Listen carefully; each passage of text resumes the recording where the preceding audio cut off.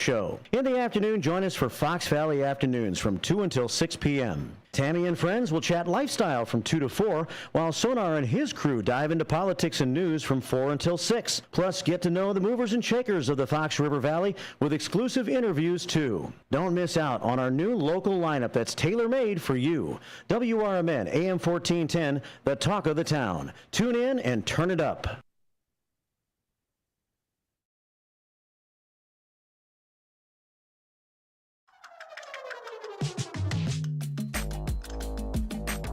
Located in the heart of Wisconsin Dells on beautiful Lake Delton, the Delton Oaks Resort offers a classic Wisconsin family vacation. It's an on-the-lake experience with available cabins, villas, and studio condos, all with home-style comforts and amenities. And extra space for family gatherings, reunions, and small groups. With a private sandy beach and dock, you can splash around, swim, and boat to your heart's content. There's a pontoon boat, kayak rentals, fire pit and barbecue grills are available for use for registered guests. Book your stay and enjoy all the ultimate Dells experience with bonus passes to Noah's Ark Water Park. From s'mores to oars, Delton Oaks Resort has something for everyone.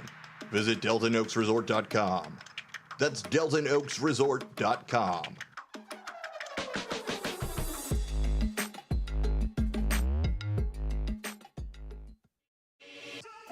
Beef Villa is a family-owned restaurant that has been in business for over 50 years. With homemade recipes made with quality ingredients, Beef Villa's great service and quality is served hot and fast.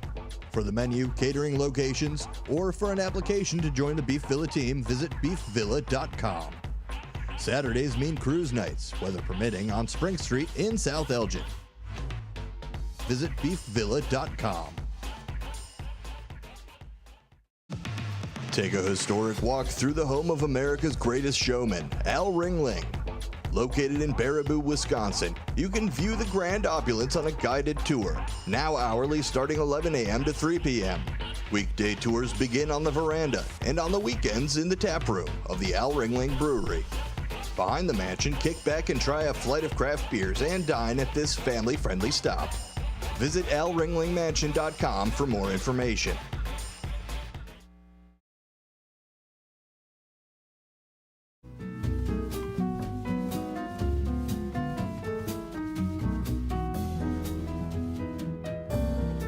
All right, welcome to the final hour of the first shift here today on this Thursday morning, live from Studio 14 in downtown Elgin. We are the talk of the town, the voice of the Fox River Valley, covering issues all around the area. And today we're going to have a little discussion about Burington School District 301, at least in this hour. And nice enough to join us on the phone to talk about it today is Micheline Welch, who is joining us on Zoom this morning. And how you doing, Micheline? I'm great, thank you. I'm glad to be here. Yeah, good to have you here. You can watch us on YouTube, WRMN Radio on YouTube today. If you have any thoughts, keep an eye on the chat room at WRMN Radio on YouTube. As I mentioned, the phone number is 847-931-1410. That's 847-931-1410. You sent me all kinds of information, Micheline, and so I'll introduce you. And we were going to have Andy on the show with you, but he's got some laryngitis problems. That's not a good thing for the radio. Not a good thing for the radio. But you lived in Elgin, Plato Township, with your husband Michael and your three youngest children since 2016. So you've been around this area for a while. You just want to tell us about yourself a little bit and why you're here today? Sure. I am a stay-at-home mom. I've been in this area since 2016. But prior to having my family, I worked in the hotel industry and managed yield management, revenue generation, budgets, and so on. Since we moved out here, my three kids, I have one in high school, one in middle school, and one in elementary school. And over the past 2 years, there has been a push to build a very large new high school in our district. And full disclosure, I was one of those parents that really didn't pay attention to Board of Education meetings and was busy and just kind of took it for granted that things were being taken care of and good decisions being made. And the start of the process for this referendum kind of woke me up that I need to really be more involved with what's happening here in our school district and how our tax dollars are being spent. Yeah, and I guess that's what grassroots organizations are all about, right? A lot of people that I've talked to in the past few years that are involved in local politics, or have just gotten involved in local politics or the local school board or whatever the case may be. You're busy with life, you're busy raising family. A lot of things just kind of slip by you, and you don't even know they're happening, right? And so it's important that more people get involved, and I guess that's kind of what's fallen in line with you a little bit. Yes, and one of the wonderful things that's kind of happened over time is our Board of Education meetings are now streamed through YouTube, much like we're doing today. And there's many options. You can watch it after it happens. You can stay involved in the process without having to physically be at the actual board meeting when it's happening. But again, generally speaking, board meetings are a little bit benign and mundane. There's not a whole lot of exciting stuff that, gets talked about there. Unless there's something really big on the horizon or a big change or big issue happening in the district. But what's happened is this latest referendum effort has really galvanized our community and brought them back together to say, we have a voice, we should be part of this process. And it's really brought a lot of people back to the table, which has been really wonderful to see. We have buildingabetterdistrict.org as a website. You also have a Facebook page, so there's people that can find out more about you by going to the website, maybe even joining the website during this conversation if you would like to. But I'm just reading from the website. It's kind of like the mission statement here, I guess. The vision: to see Central 301 serve as a model for all Kane County school districts, producing consistently high levels of academic achievement through a collaborative culture that promotes community involvement, curricular integrity, academic rigor, operational transparency, responsible budgeting, accountability, and creating a supportive environment for our staff and teachers. You feel like maybe there's a lot lacking in that regard right now from Central District 301, and one of the things you mentioned here in this vision statement is responsible budgeting, and you think that maybe that's not happening with this referendum, right? Correct. There's a lot to unpack here. Yeah. One of the challenges with the referendum is there is a feeling amongst our community members here that we have a lot of issues that we need to address in our school district in terms of student performance. And quite frankly, at the end of the day, people don't move into a school district because of the buildings and facilities they have necessarily. It's because of the students' performance. You want high-performing, highly proficient students that are getting a great education, and you can have the best buildings in the world and still not have that happening within the walls, right? So we have budget issues related to spending on this referendum, which we can kind of go through. And we have other challenges that, we need to make sure we're not overstretching our tax base here. 301 is unique in that we don't have a commercial corridor, much like Geneva and St. Charles has U46, where they have Randall Road and lots of businesses. We're a rural district, and we don't have a lot of commercial revenue that brings taxes in. So the large majority of the operating budget for our district falls on homeowners. So their taxes, our taxes are funding the district, to a great degree. So when you look at that and you look at that, we've spent $11 million in the last 12 months planning a new high school that was not supported by an independent study showing that we need it, with very detailed plans. When the community voted no against it, not just once, but twice, and we purchased 300 acres of land that we didn't need for $5 million, you have to stop for a second and say, what are our priorities? Particularly when you consider that we have, out of the 9 school districts in Kane County, the highest teacher turnover rate. We have a very large problem with teacher retention. And unfortunately, it's starting to show up in our report card results that are issued by the Illinois State Board of Education. So we want our district to hear us, that we want our priorities straight, we want appropriate solutions for what our challenges are, and we want to return focus back to our students' performance. What's the main reason in your mind for the lack of teacher retention in District 301? Salaries? Salaries have been a part of it, although I know our union has made some inroads into addressing that. There are other issues with how pay is managed with our teachers. Just high level, some of our teachers, if they are getting master's degrees, they aren't necessarily recognized to move up on the pay scale. And also, there's other challenges with the actual, work environment and how much work they have to do compared to other districts, whether it's putting together their own curriculum to teach from. We're just short-staffed. We had a situation where our union came to our board a couple of months ago and said, we've asked all of our teachers and all of our buildings where they're struggling and what they need help with. And the overwhelming response from all the buildings is we desperately need more help with special education teachers and English as a second language support. That request was made to our district administration that they needed additional bodies. And not only were those additional bodies or positions denied, the positions that we already have were reduced. So there doesn't seem to be a strong communication and support and collaborative environment between our district administration, our board, and our teachers union. We're on YouTube, as I mentioned, and we have Tracy checking in this morning and saying good morning to us. And also, we do have a phone call at 847-931-1410. Hopefully the call is topical. We have a call from David coming in, so let's take this call and see if this is about the possible vote of the referendum in November. Good morning, David. Welcome to the First Shift. Yeah, morning. I was interested in education from a kind of a bigger economic policy angle. As I understand it, before World War II, all of the countries had to have gold in their treasuries. But after World War II, the International Monetary Fund said that countries that were trying to rebuild, if they developed their education system, that the education could be seen as collateral for a nation. So it was a sort of an Enlightenment approach to having an economy based upon education instead of limiting it to gold. And I'm wondering if you've ever heard of that and whether or not the policymakers seem to pay attention to that. I don't know. I personally don't know much about that. David, do you have any comment on that, Micheline?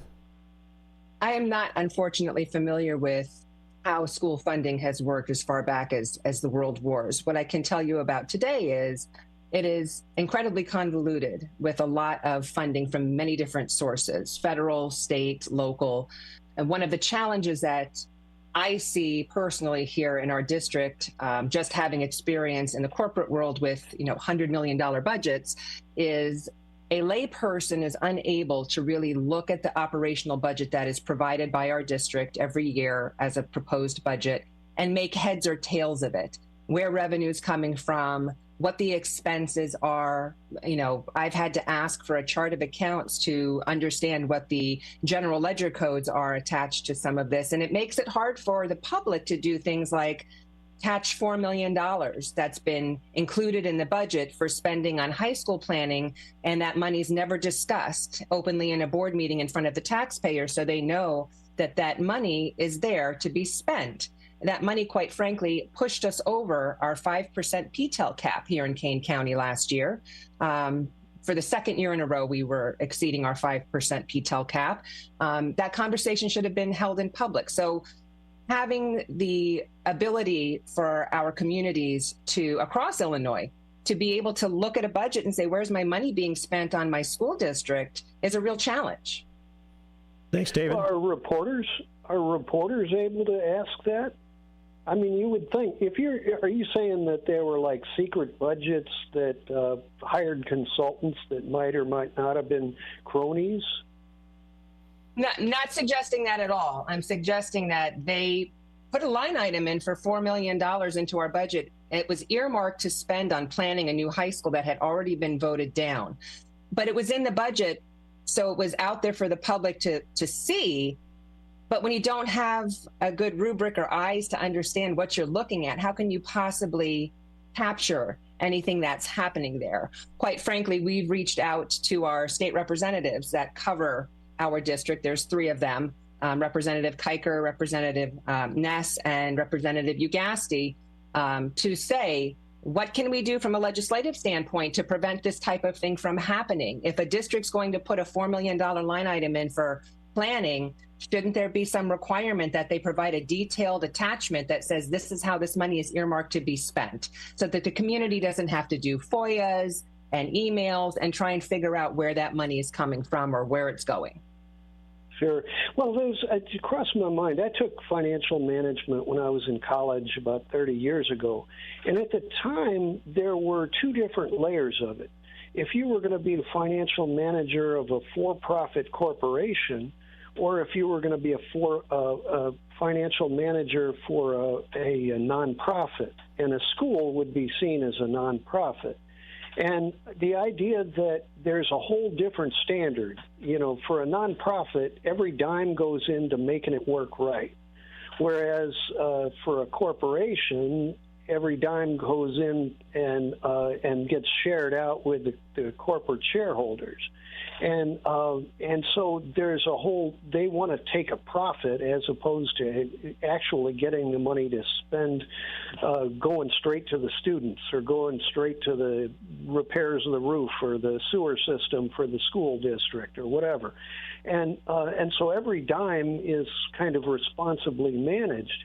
But at that time, this was in the late 80s, and the savings and loans crooks were helping change the standards for each state, so that sometimes the education system in the colleges isn't training people how to manage an institution, a nonprofit institution like a governmental agency.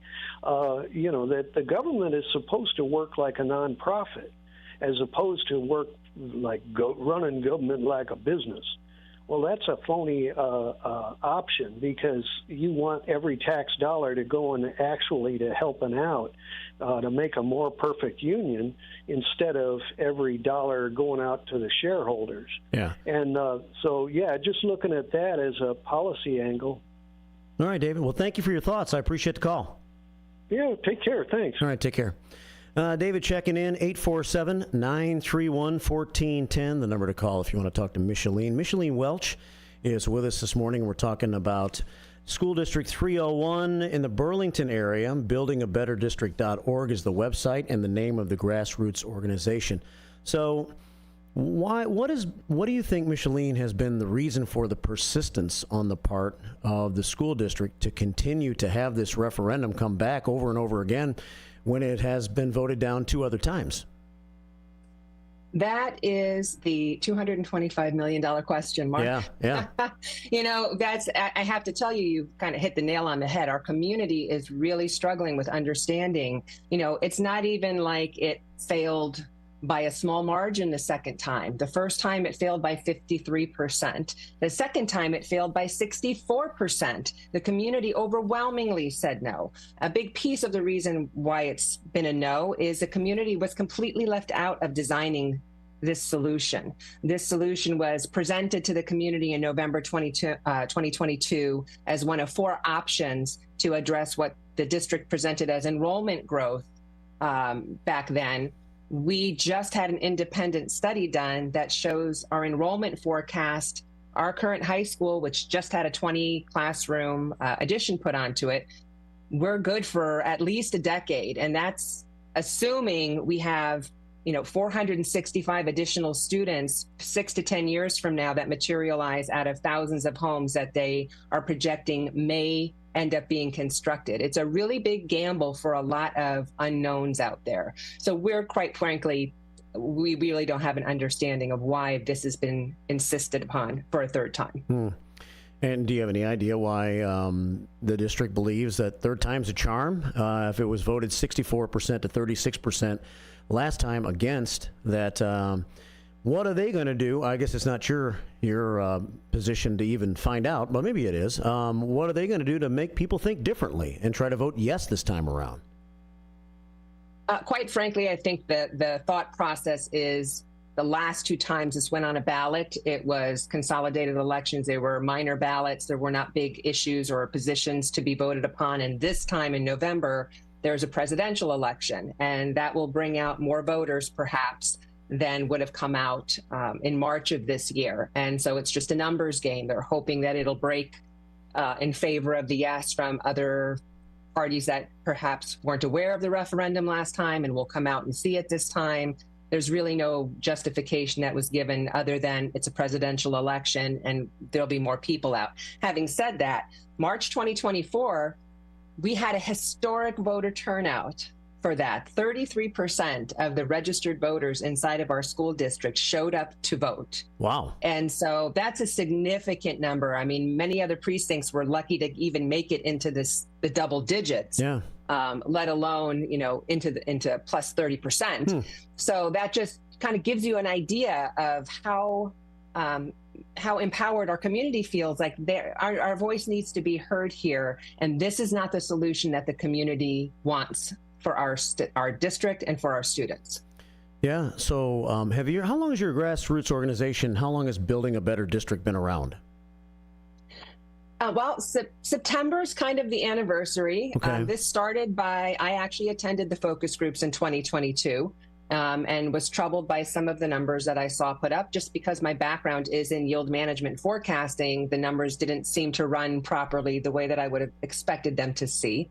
My co-founder, Andy, who couldn't be here today, he is a licensed architect with 27 years of experience in the public space, not necessarily building schools, but in the same type of environment. And he had some concerns about how we got to these 4 solutions. Like there was no preliminary discussions with the community to present a problem, to start working through the process of figuring out what the priorities are for us as taxpayers and what we want to provide here. So we happen to know each other from a different committee we participated on at one of the grade schools. So I reached out to him to start saying, hey, I have some questions about this. I'm curious what your thoughts are. We began working together September, October, November of 2023. And it was clear we felt we needed to communicate. There were people that shared our concerns, but there was nowhere to really organize and discuss it. So December 2023, we launched our Facebook page and website to get things rolling. Okay, so the first vote, the first time that Burlington District 301 tried to put this referendum on the ballot was before your organization existed. Is that right? Correct. So The very first time it was on the ballot was April of 2023. Okay. And it was defeated by a smaller margin, 53%, but they really hadn't done a lot of, publicity. They hadn't done a lot of campaigning for it, or there was really not an awareness. Quite frankly, that focus group where these things kind of came from excluded 5,700 tax-paying households that live in our district. The focus was only on the families that actually had children registered to the district.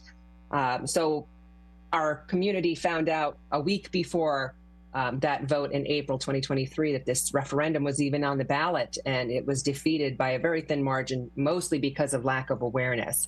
We voted no and never heard another thing about it until September of 2023, when an architect made a presentation to our Board of Education in a meeting that had highly detailed architectural drawings and blueprints, a 3D flyby animation of this new building, and that's where our journey really began, where we come to find out that right after the defeat in April 2023, our Board of Education directed our district superintendent to convene a steering committee and budgeted this $4 million to begin planning this high school, this 450,000 square foot high school, out of the view of the public. And we really didn't even know that was occurring until we saw the blueprints. All right, well, it's 9:29 here at WRMN. We got more with Micheline. You want to stick around for a little bit after this break, Micheline? Sure. Yeah, we can talk a little bit more about some different things and that you want to make sure you emphasize in our interview. And phone lines will be open. Thoughts are welcome on YouTube, too. The phone number is 847-931-1410. We're talking with Micheline Welch about School District 301 Burlington, where a referendum is going to be back on the ballot this November, $225 million, and it's Building a Better District that says no. That is needs to be voted no by you if you live in that district. So we'll be back with more in just a couple of moments. This is the first shift on a Thursday morning, AM 14 WRMN, AM 1410 WRMN. We'll be right back.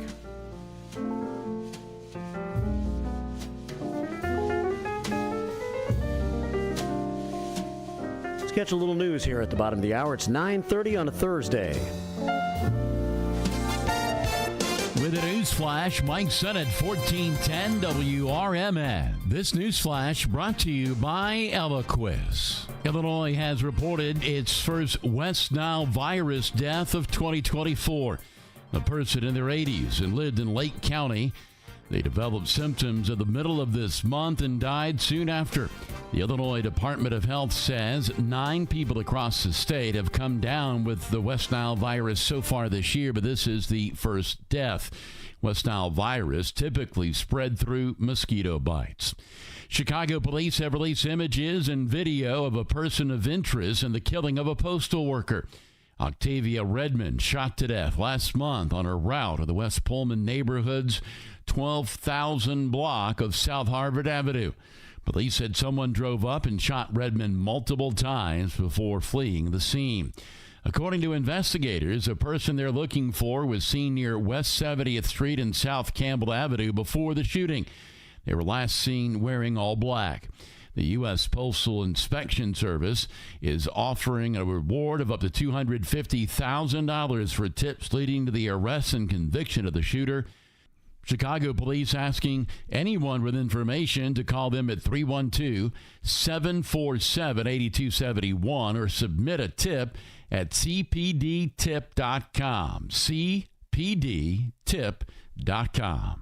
A pair of suspects in Indiana have turned themselves in to police on charges that they killed 9 dogs who were left inside of a hot box truck last July. The 2 men have turned themselves in to authorities. This news flash brought to you by Eliquis. Mike Sennett with a news flash on 1410 WRMN. Timmy, everybody. Great job. Next up for our 5th grade class recital, we have Samantha. 10 times better performance can make a big difference. Castrol Edge Motor Oil gives your engine 10 times better high-stress performance. Castrol Edge, better oil for maximum performance. Now through December 28th, Castrol Edge and Edge High Mileage Motor Oil are on rollback at Walmart. Claim based on sequence 9 test under high-load conditions versus API-SP test limits. Thanks for calling Discover. This is Diego. Hi, Diego. It's Jennifer Coolidge. I just want to say your cashback match makes me feel so special. It really inspired me. That's great. Doubling the cashback you've earned at the end of your first year is what we do. Well, I'm doubling everything now. Double dating, double dipping, double feature, double header, double whammy. Basically double or nothing. You earn, we match. Discover Cashback Match. See terms at discover.com/creditcard. Progressive presents the Sports Flash on News Talk Radio 1410 WRMN. This ball's got a chance. It is gone. Long home run, Christian Bethancourt. Cubs radio in Wednesday's 14-10 win over the Pirates. The Cubs rallied with 11 runs from the 7th through the 9th. They had 2 in the 7th, 3 in the 8th, and 6 in the 9th. Christian Bethancourt drove in 7 runs. He hit a 2-run homer in the 7th to start the comeback, and Chicago trailed by 7 through the first 6 innings. 3 straight wins for the Cubs, who were 9 games behind Milwaukee in the NL Central race, and 5.5 games out of a wild card in the National League. The Rangers took both halves of a doubleheader against the White Sox, 3-1 in the first game. It was originally started Tuesday before rain brought things to a halt. In the second game, the Rangers scored a 4-3 win. The Sox with 103 losses this season so far. Bundle auto and home, renters or condo, and save with Progressive. I'm Chuck Sanders on News Talk Radio 1410 WRMN. Timmy, everybody. Great job. Next up for our 5th grade class recital, we have Samantha. 10 times better performance can make a big difference. Castrol Edge Motor Oil gives your engine 10 times better high-stress performance. Castrol Edge, better oil for maximum performance. Now through December 28th, Castrol Edge and Edge High Mileage Motor Oil are on rollback at Walmart. Claim based on sequence 9 test under high-load conditions versus API-SP test limits. Thanks for calling Discover. This is Diego. Hi, Diego. It's Jennifer Coolidge. I just want to say your cashback match makes me feel so special. It really inspired me. That's great. Doubling the cashback you've earned at the end of your first year is what we do. Well, I'm doubling everything now. Double dating, double dipping, double feature, double header, double whammy. Basically double or nothing. You earn, we match. Discover Cashback Match. See terms at discover.com/creditcard. Schaumburg Boomers fans, reserve your next group outing at info@boomersbaseball.com or call 847-461-3695. We offer cater picnics, luxury suites, birthday packages, the left field party deck, and the Schaumburg Club. Go to www.boomersbaseball.com/schedule to check out the season's remaining games and giveaways, including 80s nights, meet and greets, Park in the Park, and Fan Appreciation Night. The first shift continues at 9:35 here at WRMN, AM 1410, WRMN Radio on YouTube. It's a Thursday morning. And we appreciate you listening and being a part of our conversation this hour about school districts, particularly Burlington, District 301. And Micheline Welch is with us, taking some time with us today with Building a Better District, a grassroots organization that says no to the referendum coming on the ballot for the third time. How many times do you have to hear no before no is no? Good question, huh, Micheline? Welcome back to the show. Thank you. Yeah, it's a great question. And, you know, an important thing that I want to point out, Mark, is that we are not an anti-tax group. And this is something that's kind of been put out there about our effort. And I can tell you, when we went through this process earlier this year, Andy and myself and Chuck Barham, who also works with us, we went to people's homes to deliver vote no signs. We tried to make it as easy as possible for people to get the word out because there was some trepidation. There's a little bit of an environment of fear in our district of, you know, coming out and saying that you're opposed to this referendum.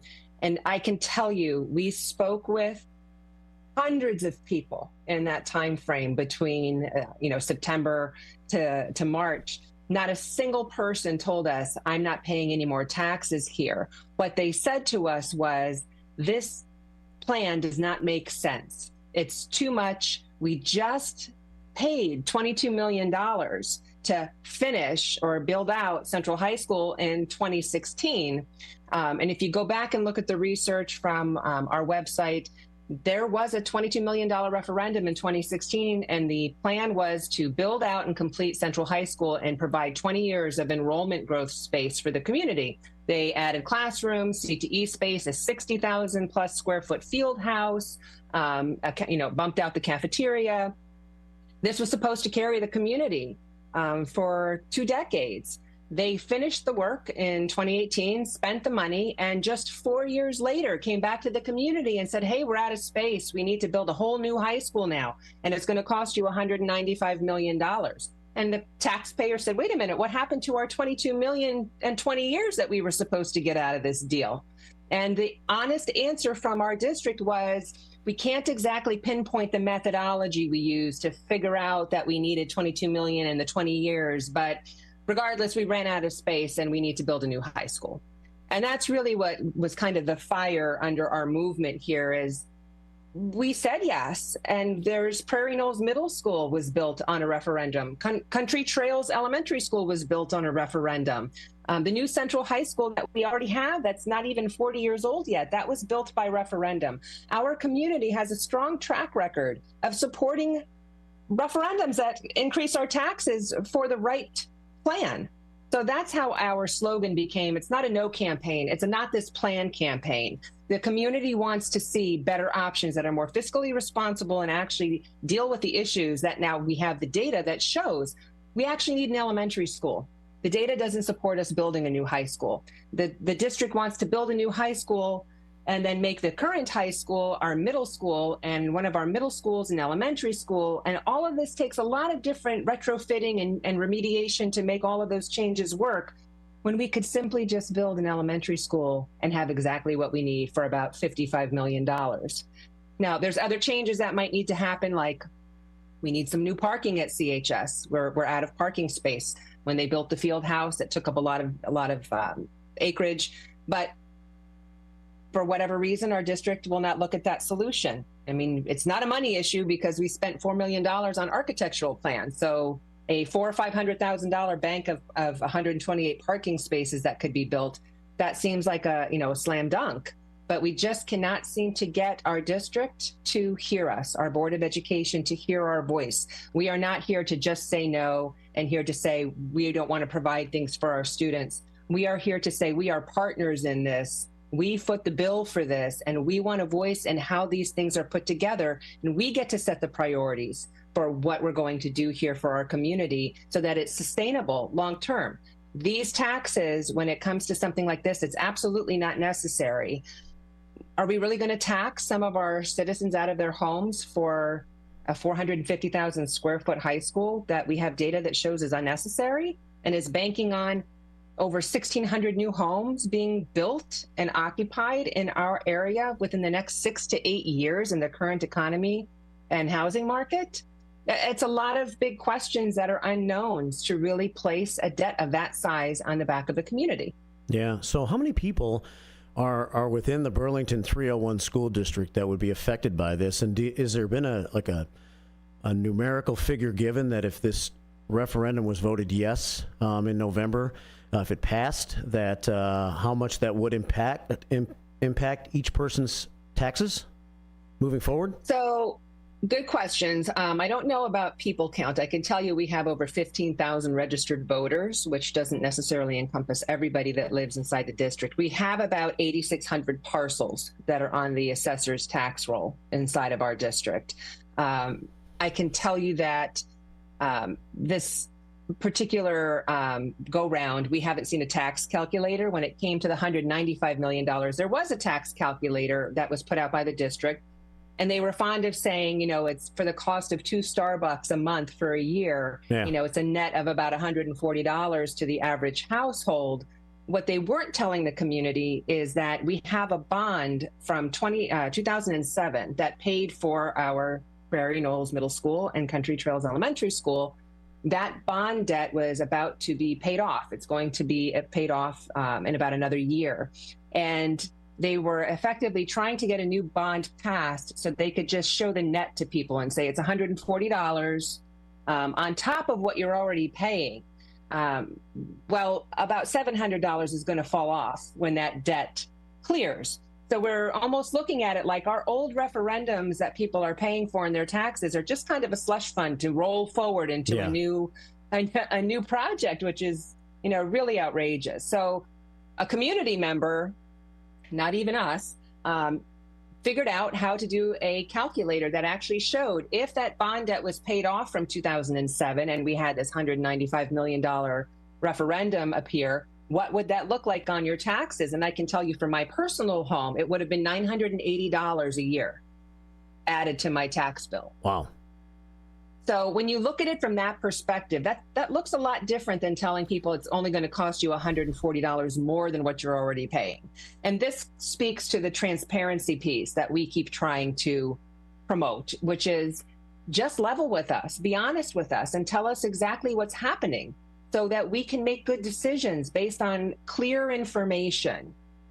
There's an expectation by the community that when we say yes to a referendum, that there's an end goal there, that we're paying this off and you're not going to continue to roll that money over.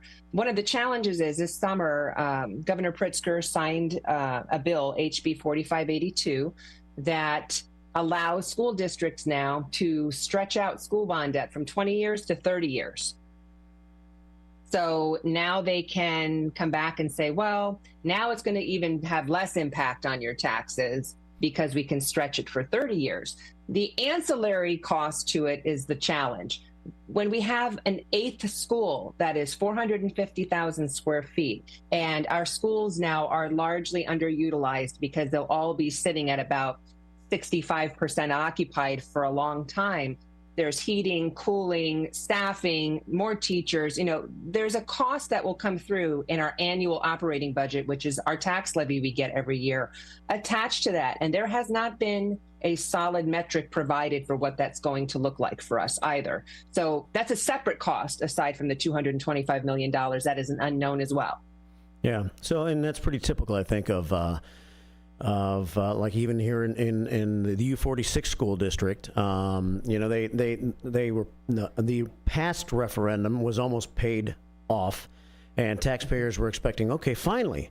But I think officials that issue referendums, they kind of have the process. Well, we've gotten them used to paying this amount already, so if we can convince them they're already paying this amount, So why not just continue? They've already gotten this budgeted instead of actually giving them a cut when the referendum finally does get paid off, right? Correct. And our district administration in a town hall actually used the analogy that, you're used to paying a car payment every month. So, you're just going to get a new car and roll it into another car. Like, you're not going to pay that car off and get used to having that money in your pocket. I don't know about you, but I'm on my third car I'm about to pay off, and I drive them for about 10 years. I'm not one that analogy resonated with. But you're right. We even had community members say, could you give us a year of breathing room? Let us take the break and get that tax bill paid off, take that bond debt paid off before you hit us again with another referendum. It just seems like there is, I will say this, if we saw growth happening right now, it would be probably different. The idea is, and this is the analogy being used right now by our Board of Education, is 10 years from now, we're going to have to build something potentially, and then we're going to be paying the prices 10 years from now.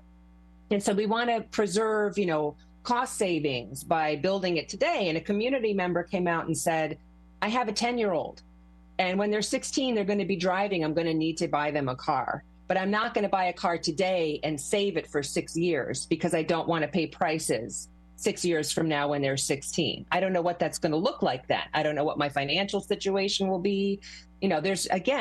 We're trying to play to the emotions of our community by saying, the district is saying, we got to do this now. It could be too expensive in the future. We don't know, we know growth is happening. We don't know when, but we know that we have these developments that have been approved since 2004, 2007, 2006 that haven't had anything happen in 2 decades, but suddenly they're imminent and we have to foot the bill, hoping 10 years from now there will be more families that can spread that cost around. And that's one of the other challenges is the district hasn't come and told us what happens, how much are we repaying every year if that growth doesn't happen? Because that growth is dependent on our equalized assessed value continuing to rise every year. I think it's got to be 3% as a minimum year over year in order for our payback amount to stay at a certain level. So the only way that EAV grows is if we have new housing construction or commercial construction, which doesn't seem to be imminent, or our housing values have to get bumped up so that EAV increases. So one way or another, we're paying for this school through a significant tax hit. And we feel like it's unnecessary. There's a good solution that can be done for less than half of that $225 million. And why wouldn't we explore that with every possibility that we could before determining this is the only option? You may not be a no tax group. You may be a not this plan group. But I feel like in this day and age, at this time, there are more people that would lean to be on the side of a no tax group, period, because of the fact that the economy is in question, inflation's been out of control, we don't know what's going to be happening, and people are being taxed so much right now that if there ever was a time for people to be in a no tax group just because they feel like enough is enough, now would be the time. So I would imagine that I have a hard time believing, and I'm not just saying this because you're talking to me right now, but I have a hard time believing that, especially with the vote being 64% last time, that it's going to change this time around. And we feel the same, that we feel like, quite frankly, our teachers are frustrated, that we need a solution for our youngest learners. Our elementary schools all have portable classrooms at them right now and have had them for several years, which also begs the question, why weren't we having this conversation that we need an elementary school 4 years ago?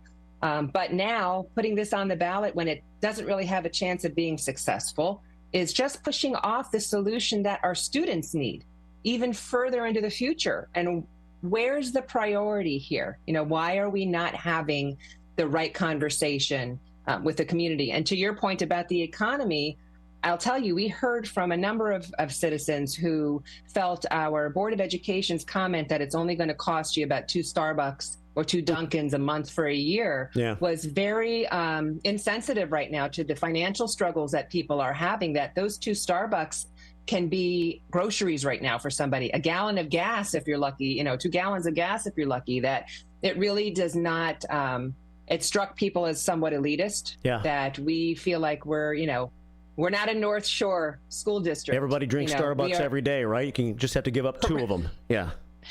Yeah, and it's, that really just kind of gives you an idea of how out of touch our board and district administration are with the community. I have to tell you, my faith in community and the power of community has been really restored by this process, even though we're still fighting the same battle here. I've met so many smart, engaged, caring people, particularly those who do not have kids in the district. One of the favorite tropes is that these are all people who don't have kids. They're empty nesters. So of course they don't want to pay for schools. And quite frankly, we found it the opposite to be true. Here in Central 301, we have a number of people who went to Central schools. They went to Burlington schools before Central High School was there. They put their children through these schools. Now their grandchildren are going through these schools. I can tell you, I've heard once a rocket, always a rocket. I don't know how many times. We have our rocket logo painted on the water tower of Burlington, and that was paid for privately by a private citizen because the town didn't have the money to pay for it, and they felt like that was their homage to support the school because it all started in Burlington Township. That's the kind of community that we have, Mark. They love our school district and they care about it tremendously. So this whole vote no process is really about us taking back our district and saying, this is us. We are the district's owners, the taxpayers, and our voice has to be present here because it affects all of us. Not just home values, but it affects our children, our grandchildren, and these are the places, this is my alma mater. That's what we've heard from people is, I've got great memories. There's an alumni group. So I'm very comfortable saying to anybody who would challenge us that this is not an anti-tax movement in the sense that people just don't want to pay for anything. They're willing to pay for the right solution that makes sense. And this $225 million high school is not that. Really well said. I got a couple of comments on YouTube I'm going to read, and then we have one phone call. It's probably going to take us to the end here, so I'll just read the comments, and then maybe you can comment on the comments real quick. Sheila Gorman says, if someone wasn't actively involved in a project, their views might be shaped by incomplete information rather than a thorough understanding. This can lead to a biased or misinformed conclusion. Previous lack of involvement or non-engagement is not fact, but a skewed or limited understanding of current realities. The ability to provide more educational opportunities requires a space in which to fit the students. That's what Sheila had to say. Tracy says there have been schools within our district that have been built to be able to build up, like the high school, middle school, elementary school, which our board definitely is not utilizing. Why would a community pass another referendum to build a new school for future growth that might or might not be when we are not even building on our current? So it's kind of a back and forth, it looks like, between Sheila and Tracy. I'm trying to make sense of this as I read it. Micheline, any thoughts on what I've read so far?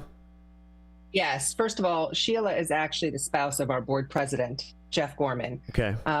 And, she's very passionate about supporting the new high school. One of the things that she's talking about is, she's making a reference to the community not being aware of conversations and all that's gone into this project.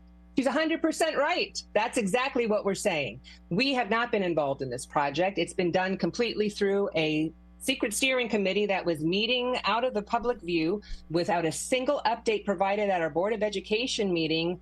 How is our Board of Education even knowing what's happening or what money's being spent to plan this high school when our district administration doesn't make any type of update on what's happening with the steering committee minutes? There's been no conversation in front of the public. So yes, she's correct. We have tried to piece together through FOIAs and getting all kinds of information tooth and nail to try and figure out exactly what's happening here and exactly what's happening with our money. As far as the expansion that Tracy's mentioning, she's correct too. During this first go round, we were told by community members who have been here for 30, 40 years that when they approved Central High School to be built, they were promised they could go up a third floor for future expansion if they needed to have, enrollment growth in the future. We also have Prairie Knolls can bump out 12 classrooms and Country Trails can bump out 8 classrooms. Originally, our district said that it wasn't true, that Central High School wasn't designed to hold a third floor. We had to FOIA the architectural drawings, and lo and behold, it's written right on the blueprints that we paid for additional cost to have precast concrete roof and all of these other structures there so they could eventually put a third floor on Central High School. That was not shared with the community. In fact, that was intentionally obscured. And then the district came out with a long explanation over why that's not a good idea to expand, even though it could, and it was built that way. We just heard the same thing with Prairie Knolls. Why can't we expand country trails? We haven't, we have car rider loop problems, and we can't bump the cafeteria. We all paid extra money to have those features that were sold to us when we approved those referendums at the time. Why are we using an architectural firm then that is not appropriately planning for the other expansion that would need to happen if we added classrooms later? These things make no sense and just continue to speak to the poor decision-making that's been going on, frankly, for a long time now, more than a decade. And taxpayers want to put a stop to it. We want sensible decisions that are fiscally responsible based on data that are right-sized for the problems we have. Got about 2 minutes, and then I'm going to be cut off, so maybe closer to 3, but still, let's just say 2, because things always seem to tend to run a little long. But we have one quick phone call I want to try to take here from, it looks like maybe a Michael Lotz. Good morning, Michael. Welcome to the show. Good morning. Good morning, guys. How are you? Good. Got to be kind of fast with this, Michael. Yeah, real fast here. So I am definitely a supporter of say no. It's just one of these things that the board is just out over their skis. I know a bunch of board members are coming up for re-election, so hopefully we can get them out and take control of the board a little more. I am a empty nester. I believe in education. I believe in spending it, but it's spending it appropriately. So, and the $225 million is kind of way out over their skis, and there is no faith in this board or the superintendent. Okay. Well, thank you for your thoughts, Michael. Thanks. All right, bye. And then quickly, we have Jeff on the phone. Hey, Jeff, you got something real quick? Yes. There's a thing called the Certified Annual Financial Report. And what it is government units have 2 sets of books. One says that they're floating in money. The other says that they're broke and that they're coming to you and begging you for money. CAFR, Certified Annual Financial Report. If you look it up, I think you've just discovered amazing stuff here. All right. Thank you, Jeff. Okay, bye. Bye.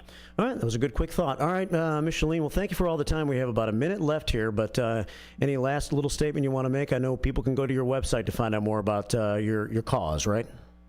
Yes, sir. And as Michael said, we do have on April 1st, looking ahead to next year's election, we have 4 Board of Education seats that will be available for anybody who would like to run. 3 of them are 4-year terms and 1 is a 2-year term. And we're hoping that we can get a strong board in there that will listen to the community. They are supposed to be the taxpayers, the stewards of our money and the purveyors of our district, hearing our voice, working with us and representing us. And that's simply not happening here today. All right, Micheline Welch spending the hour with us. After we shut this down, the YouTube video will be available if you want to go back and watch it. If you missed some of it or you want to share it, you're welcome to. So thanks for the time. Look forward to maybe talking more to you in the future. Thank you for the opportunity. All right, take care.